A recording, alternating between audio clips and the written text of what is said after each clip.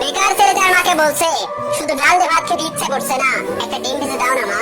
মা তখন বলছে, ডিম ঘরে বসে জন্ম হয় নাকি? শুয়ে বসে 3 বেলা শুধু বাপের ঘরে বসে খাচ্ছিস, আবার মজা না হলে গলা দিয়ে খাবার নামবে না। নবাব দাদা জন্ম হয়েছে ঘরে, অকর্মা, এত বড় হয়েছে তা কোনো কাজে খাটে না।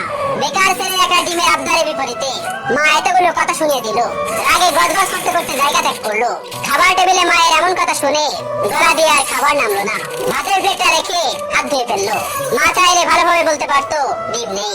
আর সে বেকার বলে মুখের উপর উঠতে বসতে খাবারের খোঁটাও শুনতে হচ্ছে। নিজেকে আজকাল একটা বোঝা মনে হচ্ছে। ভারী একটা দীর্ঘশ্বাস ছেড়ে রাতে না খেয়ে ঘুমিয়ে পড়লো ছেলেটা। রাত পেরিয়ে সকাল হলো, কেউ একটিবারের জন্য তাকে খেতে ডাকেনি। এক বুক চাপা কষ্ট নিয়ে না খেয়ে চলে গেল টিউশনি করতে। এটি দিয়ে হাত খরচ চালায় ছেলেটা। আজ চাকরিওয়ালা বড় ছেলে বাড়িতে এসেছে। যে ঘরে বেকার ছেলের জন্য একটা ডিম ছিল না, সেই ঘরে আজ বাহারি আয়োজন করেছে মা। দুপুরে বড় ছেলেকে যত্ন করে খেতে দিল মা। ওই সময় অভিও এসেছে বাড়িতে। মা তাকে একটিবার অব্দি খেতে ডাকলো না। পেটের ক্ষুধা জানে এক প্লেট ভাতের জন্য কত কটু কথা সহ্য করে নিতে হয়। বেকার ছেলেটা সকল কষ্ট চাপা রেখে নির্লজ্জের মতো ভাইয়ের পাশে এসে খেতে বসলো। মা ভাই হয়তো একটু বিরক্ত হলো তার আগমনে। মা দুই ছেলেকে ভাত দিল, তবে বড় বড় মাছের টুকরো গুলো এবং মাংসের টুকরো গুলো চাকরিওয়ালা ছেলের থালাতে উঠলো। অভি মাথা নিচু করে একটানা কথা নামক খাবার হজম করছে। আর সেই ফাঁকে মা বড় ছেলের ভাতের নিচে বড় সড়ো একটা চিংড়ি গুঁজে দিল। তা চোখ এড়ালো না বেকার ছেলেকে। কে বললো বাবা মায়ের ভালোবাসা সব সন্তানের জন্য সমান হয়? এই যে মায়ের ভালোবাসায় কত ব্যবধান, এই কষ্টগুলো কাউকে বলা যায় না, আর সহ্য করা যায় না। আজ তারও একটা চাকরি হলে মা তাকেও নিশ্চয়ই এভাবে এক্সট্রা খাটিয়ে যত্ন করতো। কথায় কথায় মন্দ বলতো না। হঠাৎ চোখের কোনায় দুফোঁটা জল চিকচিক করছে ছেলেটা। সাথে সাথে খুব গোপনে তা লুটিয়ে পেটের ভাতগুলো চুপচাপ খেয়ে নিল। বিষণ্ণ মনটা নিয়ে শুয়েছে ছেলেটা কিছুক্ষণ। এরই মধ্যে মুঠো ফোনটা বেজে উঠলো। তার প্রিয় মানুষটি ফোন দিয়েছে। তার প্রিয় মানুষটির ফোনের নামটা দেখে অভির মুখে হাসি ফুটে উঠলো। রিসিভ করার সাথে সাথে তার প্রিয় মানুষটি ব্যস্ত কণ্ঠে বলল, অভি, তোমার সাথে বিকাল 4টায় আমি দেখা করতে চাচ্ছি। আমি নদীর পাড়ে অপেক্ষা করছি তোমার জন্য। তুমি তাড়াতাড়ি চলে এসো, জরুরি কথা আছে। অভির হাসি মুখটা চুপসে গেল এক নিমিষে। পকেটটা একেবারে শূন্য। টিউশনি টাকা পেতে এখনো 10 দিনের মতো লাগবে। নিজের কাছে গাড়ি ভাড়াটাও নেই। তবুও মৃত্যু এসে তার প্রিয় মানুষটাকে বললো, ঠিক আছে, আমি আসছি। অভি সাথে সাথে রেডি হয়ে নিল। ভয়ে ভয়ে বাবার রুমে গিয়ে ভীতু কণ্ঠে বলল, আব্বা। বাবা তখন বললেন, কোন সাহেব, গায়ে বাতাস লাগাতে যাচ্ছেন বুঝি? বাবা ঠেস মারা কথা গায়ে মাত্র না অভি, বরং অনুনয় করে বলল, আমাকে 100 টাকা দিবেন আব্বা, খুব আর্জেন্ট দরকার। বাবা তখন বলল, টাকা তো আর কাছে ধরে না যে তোকে ছেড়ে দেবো। নিজে কামাই করতে পারিস না? মানুষের ছোট ছোট পোলা বানো কত টাকা কামাই, পুরো সংসার চালায়, আর এত বড় দামড়া হয়েও বাপের কাছে টাকা চাও? এই লজ্জা করে না তোর? তুই সারাদিন গায়ে বাতাস লাগায় বেড়াবি, আর প্রত্যেকদিন তোর আমি টাকা দিব? অনেক তো বসায় বসায় খাওয়াইছি, আর না। তুই আমার শত সবটা কথা শোন, আমি তো এত পকেট খরচ দিতে পারবো না। এখন থেকে নিজে নিজে ইনকাম করে খা, আর তা না পারলে আমার ঘর থেকে বাইরে হয়ে যা।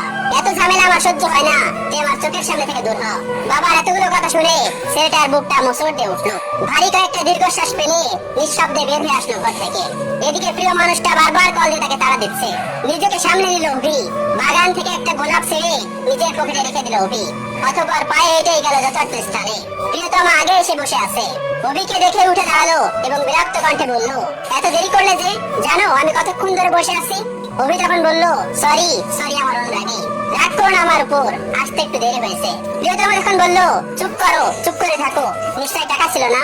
নিশ্চয় পায়ে হেঁটে এসেছো? অভি তখন মাথা নিচু করে ফেললো। প্রিয়তমা তার হাতে একটা কার্ড ধরিয়ে দিয়ে বলল, সারপ্রাইজ। ছেলেটা তখন বলল, কি এটা, কিসের কার্ড? তখন তার প্রিয়তমা তাকে বলল, এটা আমার বিয়ের কার্ড, আজ আমি তোমাকেই দিলাম, এসো কিন্তু তুমি কিন্তু একদমই মিস করবে না। ছেলেটি তখন বলল, মানে কি বলছো তুমি, সত্যি বলছো? মেয়েটি তখন বলল, হ্যাঁ সত্যি বলছি। অভি কাপা কাপা হাতে কার্ডটি খুলে দেখে নিল। তার বুকের বাপাসটায় চিনচিন করে ব্যথা করছে। কাপা কাপা কণ্ঠে জানতে চাইলো 3 বছরের সম্পর্কের তবে আদি কি কথা? প্রিয়তমা তখন জোর কণ্ঠে বলে উঠলো, হ্যাঁ।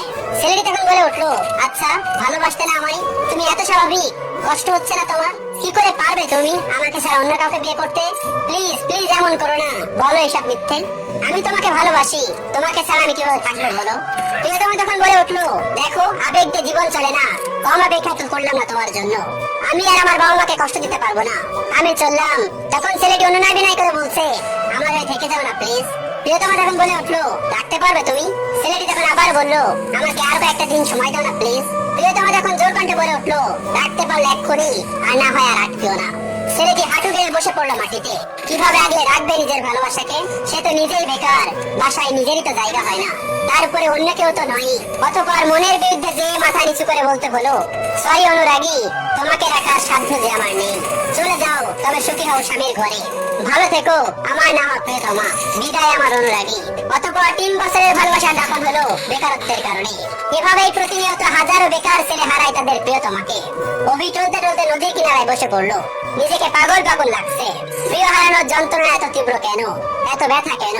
এই তো মনে হচ্ছে দমটা বের হয়ে যাবে তার। বুকের বাপাসটা ঝলসে যাচ্ছে তার। চোখ দিয়ে ঝরছে নীরব অশ্রু। বেকারদের এই নীরব অশ্রু লোকচক্ষুর আড়ালেই রয়ে যায়। বুক পকেটের শখের গোলাপটা আর দেয়া হলো না, আর দেয়া হলো না প্রিয়তমাকে। অভি উঠে দাঁড়ালো এবং গোলাপটা ছুঁড়ে ফেললো নদীর পানিতে। অতঃপর দাঁড়িয়ে বিড়বিড় করে বলল, বেকারত্ব মানে রোজ হাজারো স্বপ্নের বলিদান। বেকারত্ব মানে হলো রোজ বাস্তবতার অনলে পড়া। বেকারত্বের মানে হলো জ্যান্ত কতগুলো লাশ। বেকারত্ব মানে হলো জীবনের খাওয়া শেষ।